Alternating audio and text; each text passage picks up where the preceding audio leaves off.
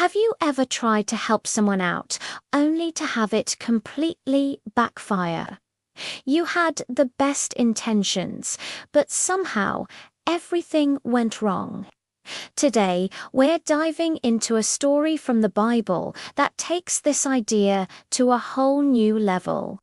It's a shocking and frankly a bit unsettling story about a man named Uzzah, a sacred object, and a moment that turned a joyful celebration into a scene of terror.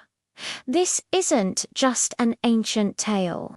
It's a powerful lesson about respect, obedience, and the awesome, sometimes frightening, nature of God. So, what happened on that fateful day? Why did a simple act of trying to help result in instant death? Let's unpack the story of Uzzah and the Ark of the Covenant. To really understand what happened to Uzzah, we need to go back in time and talk about the Ark itself. This wasn't just some fancy gold box.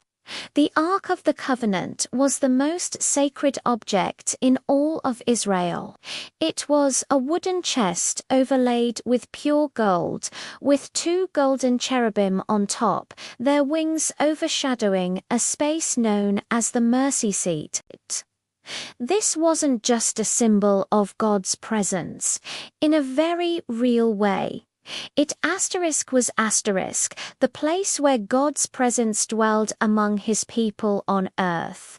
Inside it held the stone tablets of the Ten Commandments, a golden pot of manna, and Aaron's rod that had budded all-powerful reminders of God's covenant and miracles. Because the ark was so holy, representing the very presence of a perfect and all-powerful God, there were extremely specific rules about how to handle it. God had given these instructions to Moses centuries earlier. The ark was to be carried on long poles that passed through rings on its sides, and it was only to be carried by a specific family of Levites, the Kohathites. No one, not even the high priest, was ever supposed to touch the ark itself. Touching it meant certain death. These rules weren't arbitrary. They were designed to instill a deep, profound respect for God's holiness. It was a constant reminder that God is not like us. He is separate, pure, and utterly powerful. You don't just casually approach the King of the universe. Now, let's fast forward to the time of King David. The ark had been away from its central place in Israel for a long, long time. After being captured by the Philistines and then causing plagues wherever it went, it ended up in a man's house in a town called Kiriath-Jearim for about 20 years. King David, now ruling a united Israel from Jerusalem, decided it was time to bring the ark back to its rightful place. He wanted to make Jerusalem the political and spiritual center of the nation. This was a noble goal, a fantastic idea. He gathered 30,000 of Israel's finest men to escort the ark. A massive celebration was planned. There was music, singing, dancing. The atmosphere was electric with joy and anticipation. They went to the house of Abinadab, where the ark had been kept, and this is where the first mistake was made. Instead of having the Levites carry the ark on poles as God commanded, they put it on a brand new cart pulled by oxen. Now, why would they do this?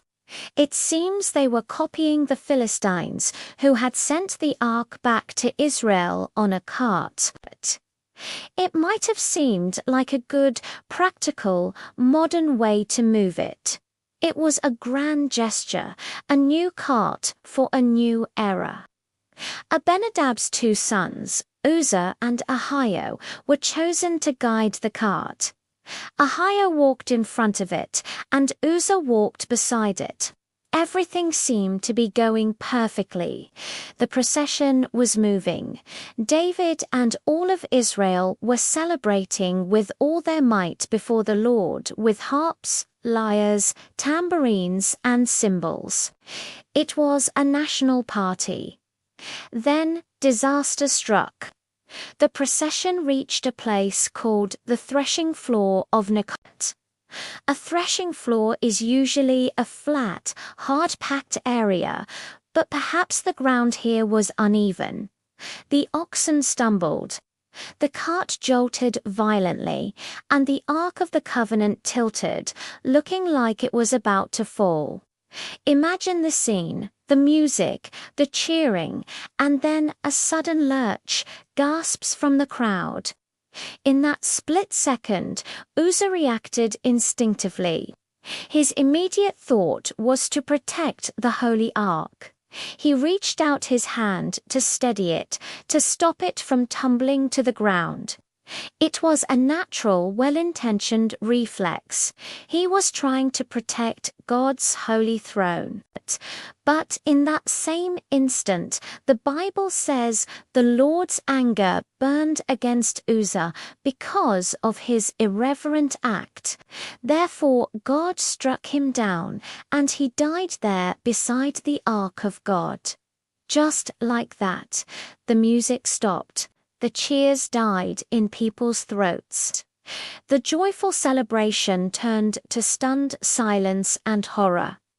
One moment, Uzzah was a man of honor, guiding the ark. The next, he was dead on the ground. David was terrified and even angry. He couldn't understand he had been trying to do a good thing to honor God. Uzzah was trying to help. Why would God respond with such fierce judgment? The fear was so great that David abandoned the whole plan. He was too afraid to bring the ark to Jerusalem, so he had it taken to the nearby house of a man named Obed-Edom. This is the part of the story that often makes us uncomfortable. Uzzah's intention was good, right? He wasn't trying to be disrespectful. So why the harsh punishment?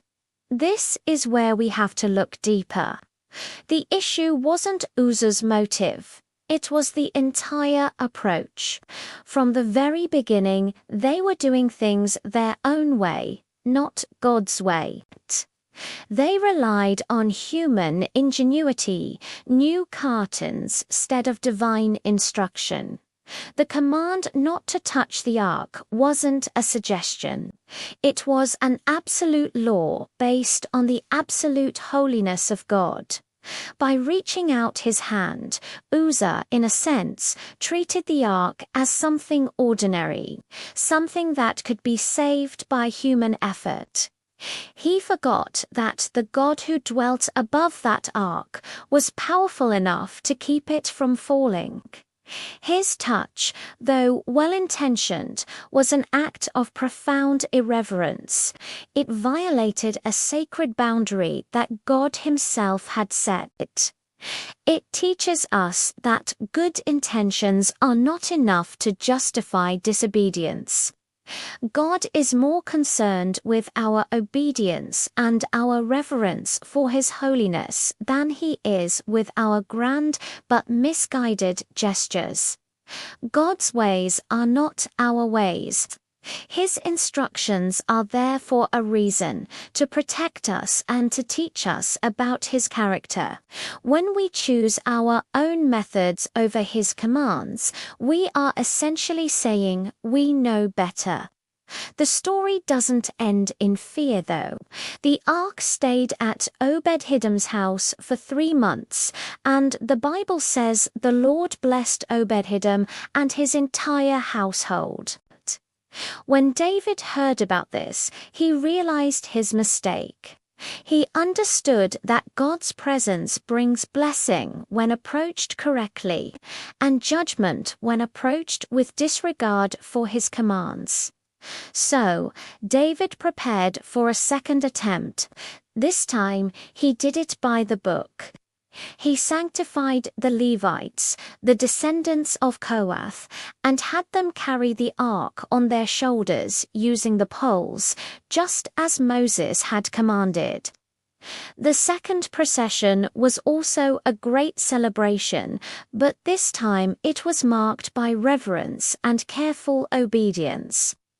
Every 6 steps, they paused to offer sacrifices. David, the mighty king, danced before the Lord with all his might. Stripped of his royal robes and wearing a simple linen ephod, he humbled himself before God. And this time the ark was brought safely and joyfully into Jerusalem. The story of Uzzah served as a powerful, albeit tragic, lesson for David and all of Israel. It reshaped their understanding of God. He is a God of joy, celebration, and blessing, but he is also a holy, powerful God who demands and deserves our utmost respect and obedience. So, what does this ancient, shocking story mean for us today? We don't have a physical ark of the covenant, but the principle remains the same. We approach God on his terms, not ours. Through Jesus Christ, we have been given incredible access to God. The veil in the temple was torn, meaning we can come directly into his presence. But this incredible grace should not lead to casualness or disrespect. It should lead to even greater awe and gratitude. The story of Uzzah is a sobering reminder that while God is our loving Father, he is also the holy, almighty creator of the universe. Our good intentions, our traditions, our modern ideas, none of them can replace simple, humble obedience to his word. It challenges us to examine our own lives. Are there areas where we are trying to help God out with our own plans instead of trusting and obeying his instructions? It's a call to worship God not just with enthusiasm, but with reverence, remembering who he is. Thank you for joining me on this deep dive into a challenging but crucial story. If this message resonated with you, please hit that like button and subscribe for more content that explores the depths of the Bible. Let me know in the comments what you think about the story of Uzzah. I'd love to hear your perspective. Until next time, stay curious and keep seeking truth.